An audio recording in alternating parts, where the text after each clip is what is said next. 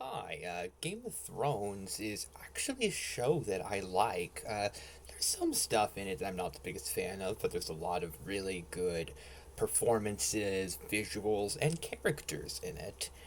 Uh, for a long time, I've had Grand Maester Pycelle as my number one favorite Game of Thrones character, which could seem like an unusual choice, but Pycelle is so entertaining, and Game of Thrones deals with some very intense stuff, so it's actually a show where I feel like comedy relief is appreciated rather than feeling like a hindrance.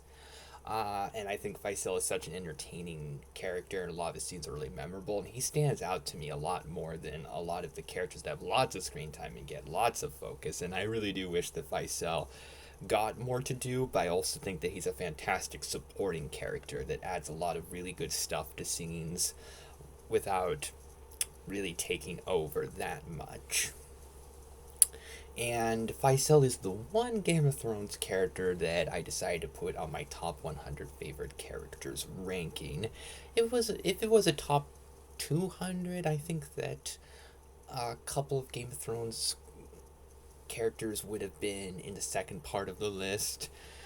Game of Thrones is something that I do really like, but I don't like it quite enough to have multiple characters from it in my top 100 of overall favorite characters. So I think just having Pycelle is good, and I think that Pycelle is in the 70s. And to be honest, I feel like I likely put Pycelle too high, where I think that 100 is Ernest and 99 is Inspector Gadget because they're really entertaining characters.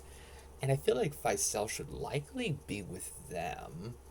I do think that Pycelle is a really interesting character. I really like his storylines, so that does help him, but I feel like I likely have Pycelle significantly higher than he should be. I feel like a lot of characters I put below him, I feel like I should have put above him. But do I regret putting Pycelle on my list? I don't think I do. I think I still love the character and think he's really entertaining.